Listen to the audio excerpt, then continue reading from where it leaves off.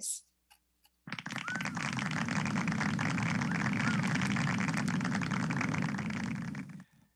Thank you, Madam Toastmaster. I want you all to hop into your Wayback Machine and come back with me to 1966 and watch a scared little 12-year-old walk off to summer school.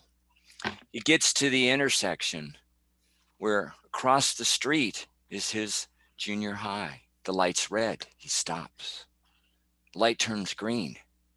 He turns around and walks home. He was signed up for 2 classes. One was second semester woodshop. Yeah. The other was speech class. There's no way.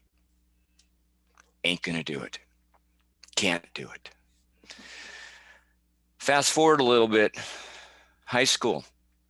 This scared little boy earns 4 varsity letters in 4 different sports in 3 years. Still insecure, still shy. Gets to college, takes a creative writing class.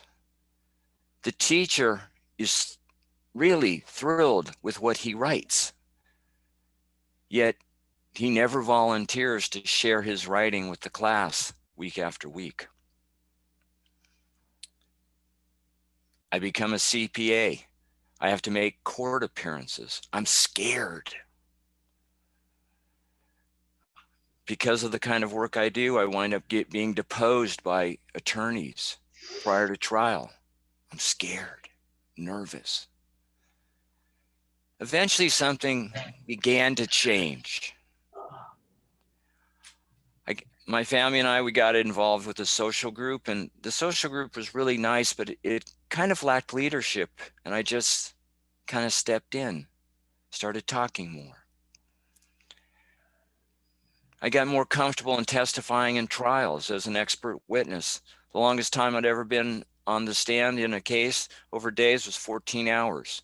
It's a long time to be on the stand. 10 years ago, I found a purpose. That's what I call it. It wasn't planned. It's completely by accident. And then one other accident happened. Del Mar Toastmasters. The rest is history. What brings this up today is that on Wednesday, for the first time in a long time, I got to present to a live group. I had forgotten what it was like. I spoke for an hour and a quarter, got a lot of good feedback, got cash.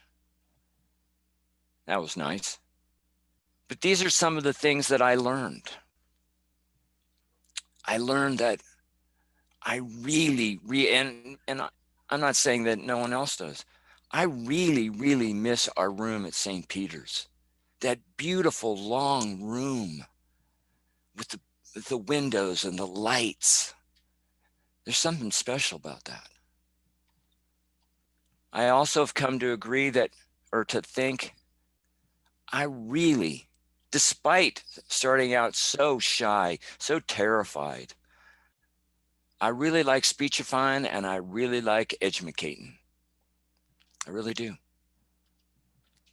I would not be in this position today without Toastmasters. I know that. In Toastmasters, you learn by doing and you learn by watching.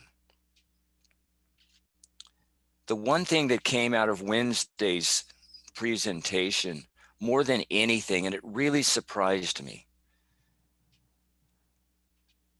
the actual eye contact with people in the moment that you're speaking.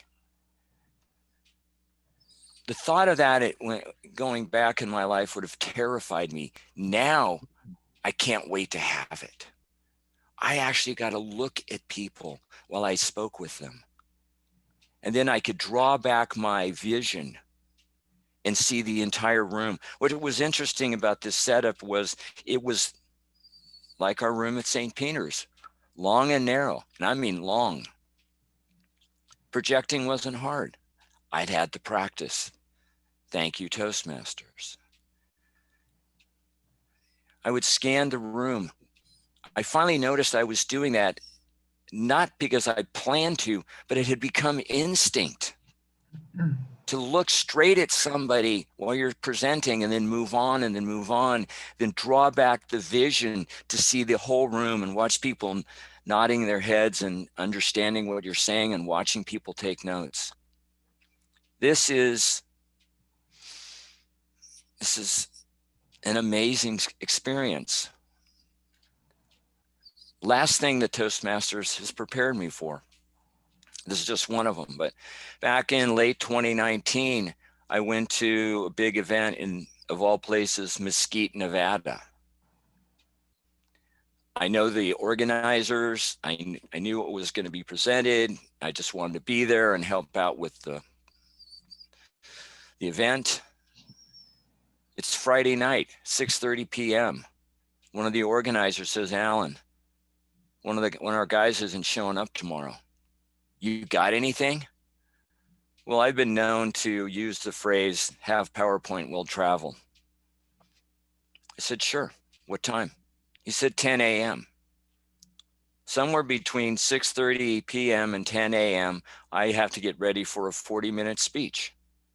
That also includes dinner, breakfast, and sleeping. At 8 a.m., he calls me on the phone and says, "Alan, the guy at 9 can't be ready. Can you go from 10 to 9? Sure, why not? What's the big deal? I'm just going to speak.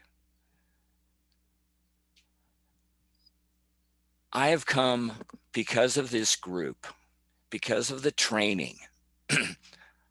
I've gone from being absolutely terrified to stand in front of a class to looking forward to doing this. But I would not be here without this club, without the training, without the experience, but also one other thing, without doing. And what I still struggle with is, as a speaking club, why do we struggle so hard to get speakers? This is an honor. This is a privilege. This is an education. This is the most welcoming group of people when it comes to learning that I've ever been around. I would share this with everyone. If you have a chance, do it. Do it because you want to. We want you to succeed. We all want to succeed. And we're going to learn by watching. We're going to learn by doing. As Yoda taught us so long ago, do or don't do. There is no trying. Enjoy the process, because one day you're going to stand in front of a group. There won't be an ounce of trepidation. You will be thrilled for the opportunity. And the people listening will be thrilled because you took the chance. Back to you, Madam Toastmaster.